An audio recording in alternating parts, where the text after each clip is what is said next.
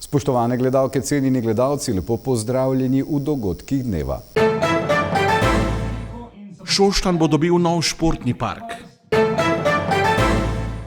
Celje je aktivno v festivalski mreži Festmest. Tudi na Celjskem bodo na predvečer praznika dela v številnih krajih zagoreli kresovi. Celjani in Ljubljančani so se v tekmi preobratov razšli brez zmagovalca. V Šoštanju bodo dobili nov športni park. Župan občine Boris Goličnik je namreč z izbranim izvajalcem že podpisal pogodbo, ki omogoča začetek del na terenu. Gre za največjo občinsko naložbo v zadnjih letih, saj bodo zanjo odšteli kar 4,4 milijona evrov. Takole sta župan občine Šoštanj Boris Goličnik in direktor podjetja RGP Aleksandar Erkić podpisala pogodbo za eno največjih naložb občine v zadnjih letih. Športni park Šoštanj bo stal v bližini Vile Široko. Zagotovo ena največjih pridobitev v zadnjih letih naše lepe občine Šoštanj. Kot sem rekel, je občina Šoštanj bila, je in bo občina športa, številnimi športnimi in ostalimi društvi in trenutno se rad pohvalim, da imamo preko 250 otrok v nogometnem klubu Šoštanj, kjer bomo ta športni kompleks gradili, tako da bo to res ena lepa, pomembna pridobitev za našo skupnost. Prvo fazo izgradnje športnega parka so sicer izpeljali že lani, ko so na tem območju uredili veliko nogometno igrišče z umetno travo, zdaj pa bodo projekt zaokrožili in Šoštanjčanom ponudili sodobne športne površine.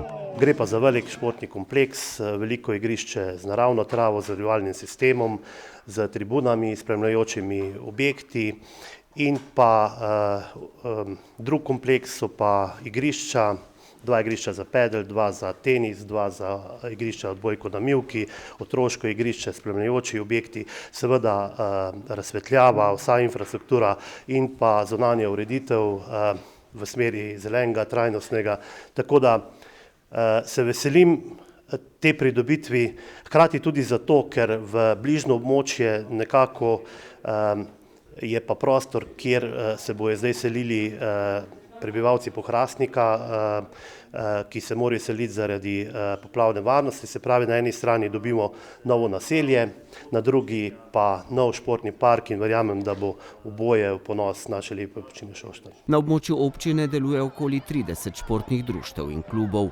Obstoječi vadbeni prostori so bili izjemno zasedeni. Vrednost investicije je dobrih 4 milijone 380 tisoč evrov. Od tega smo pridobili na razpisu za vlaganje športne infrastrukturo Ministrstva za gospodarstvo, turizem in šport 1 milijon 500 tisoč evrov, kar nas je seveda tudi dodatno spodbudilo, da smo pohiteli s to investicijo in da smo pač seveda danes, kot ste videli, podpisali pogodbo. 3 milijone evrov bo namenjenih izgradnji objekta, 1,4 milijona pa za ureditev športne infrastrukture. Dela se bodo začela v teh dneh, izvajalec pa obljublja, da bi jih lahko končal do poletja prihodnje leto. Obenem pa je župan podpisal tudi pogodbo za nadzor nad izvajanjem investicije z Jurijem Atelškom. Med 23 člani Združenja zgodovinskih mest Slovenije je tudi Celje, ki se aktivno vključujejo v skupne projekte in pobude, ki promovirajo kulturno dediščino in spodbujajo trajnostni razvoj. Zavod Celeja kot polnopravni član združenja letos nadaljuje z vključevanjem v nacionalno festivalsko mrežo Festmest.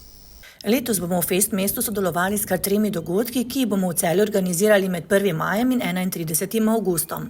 Celje se bo že 3. leto vključilo tudi v promocijsko kampanjo z vlakom po kulturo. V okviru te bodo lahko obiskovalci med 15. majem in 30. septembrom ob predložitvi vozovnice za vlak ali avtobus uveljavljali 20% popust pri vstopu na Celjski grad. Zavod Celeja Celje bo sodeloval tudi v kampanji Doživi pomlad z mojstri in sicer z doživetjem od peresa do pečata. Gre za interaktivno predstavitev srednjeveških pisarskih in pečatarskih veščin, ki obiskovalce popeljejo v ustvarjalni svet srednjega veka. Na predvečer praznika dela bodo v številnih krajih na Celjskem zagoreli kresovi. Že 34. tradicionalno kresovanje bodo v sredo zvečer pripravili na Celjski Špici, kjer bo za dobro razpoloženje skrbel Danijel Popovič, ki je s pesmijo Đuli leta 1983 na pesmi Eurovizije osvojil 4. mesto. Tako kot je Celjanom že v navadi, bo tudi letos, tako kot že vrsto let, Celjska Špica gostila praznično kresovanje. Organizatorji obljubljajo super zabavo, ki temelji na več desetletnih izkušnjah. To je že 34. kres na Špici. Začeli smo davnega leta 92 s tabornim ognjem, gajbo piva in par litrov golaža za sosedove fante. Pol je pa to vsako leto rastlo, Petrička ni več, Pušenšanka ni več, mi smo sami ostali. Organizatorjem gre letos na roko tudi vremenska napoved. Glede na to, da bo lepo vreme, jutri v sredo 30. aprila zvečer pričakujem na Špici ogromno ljudi. Organizatorji so poskrbeli tudi za glasbo. Letos bo Celjane in ostale obiskovalce kresovanja na Špici zabaval Danijel. Upam, da bo neki ljudi tudi prišli zaradi Danijela Popoviča, ki je legenda, kakorkoli obrnemo. Ne samo zaradi Đuli, v redu možakar je, 40 in več let je na sceni, izdal je 22 albumov. Zraven pa naš Aljoša Bončina, Radio Celje, DJ, tako da glasbeno bo po moji za vse okuse poskrbljeno. Današnji dan je bil še namenjen pripravam, da bo jutri delo lažje potekalo in da bo vse tako, kot mora biti. No, danes imamo v glavnem pripravo za jutri, nekaj imam še mesa za razrezati, da bo za jutri za dodatke, razen čevapčiči, da bo še kakšne druge mesni izdelki. Večino se bo pripravila še jutri. Pričakujemo veliko ljudi, vabljeni so čim večje število. Organizatorji tako vabijo čim več ljudi, ki pa naj, če je le mogoče, pridejo peš. Pa bi prosil eno stvar, če lahko na Špico pridejo čim večje število, pa brez avtomobilov. Ta poziv je pomemben predvsem zato, ker prostora za avte jutri na Špici enostavno ne bo. Če imate čas, pa če se vam ljubi, pridite zvečer na Špico, pustite jeklene koničke nekje pri bazenu na Ljubljanski, ker vstop na Špico ne bo možen, ker ne gre. Tako da fajn bo, pridite na to edino kresovanje v Celju.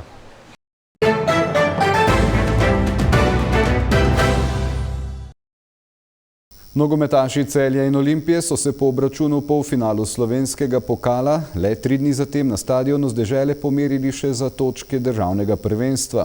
V tekmi polni preobratov sta se tekmeca na koncu razšla z delitvijo točk. Končni izid je bil 3-3.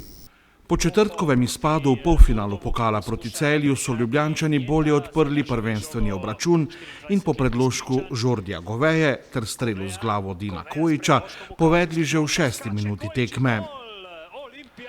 Vodilno moštvo lige je v nadaljevanju reševal odlični vratar Matevž Vidovšek, ki pa je bil brez moči v 43. minuti, ko se je Aljoša Matko, ki je v izjemni formi, izkazal v vlogi podajalca za prvoligaški prvenec Rusa Nikite Josifova.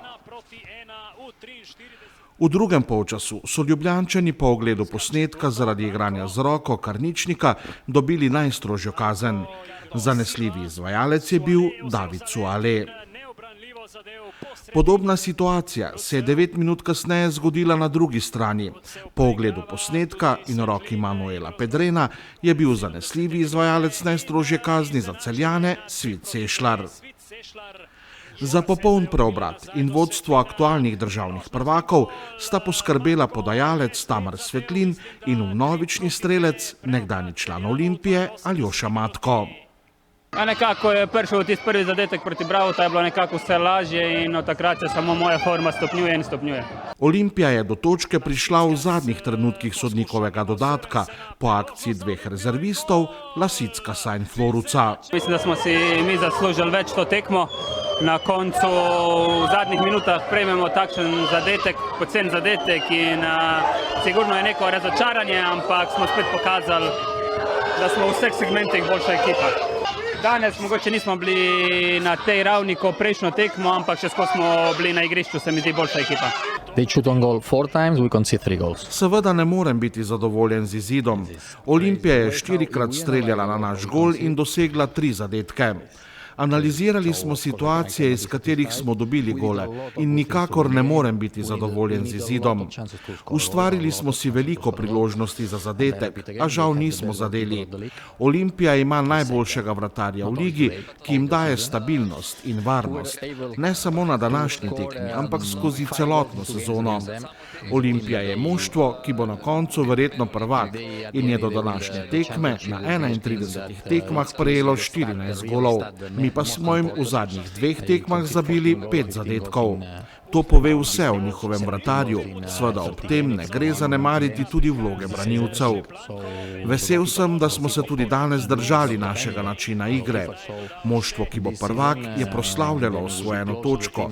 Pred dnevi so tukaj izpadli v pokalu, danes so 4-krat na tekmi streljali na naš gol. Tako da mislim, da je jasno, katero moštvo je boljše, toda na koncu bodo oni osvojili letošnje državno prvenstvo.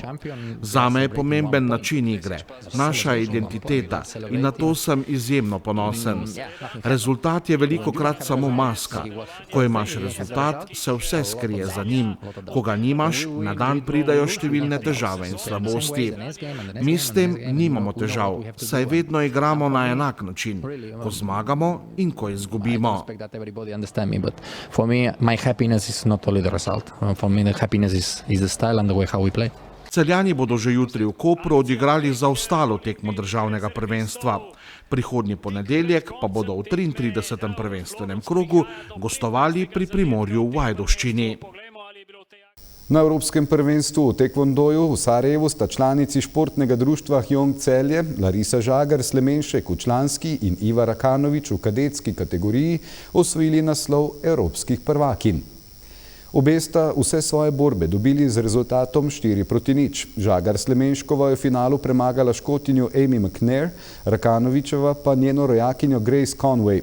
Na prvenstvu je pod vodstvom celjskega trenerja Uroša Bernarda nastopila tudi ženska članska ekipa, ki so jo sestavljale 3 članice celjskega Hjonga, Larisa Žagar Slemenšek, Maša Kenjelo in Tina Baloh, ki pa nažalost ni uspela obraniti naslova evropskih prvakinj.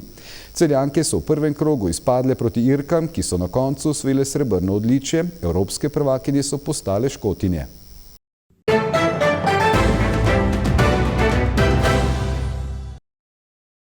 Jutri bo pretežno jasno. Jutranje temperature bodo od 5 do 10, ob morju okoli 12, najvišje dnevno od 22 do 26 stopinj.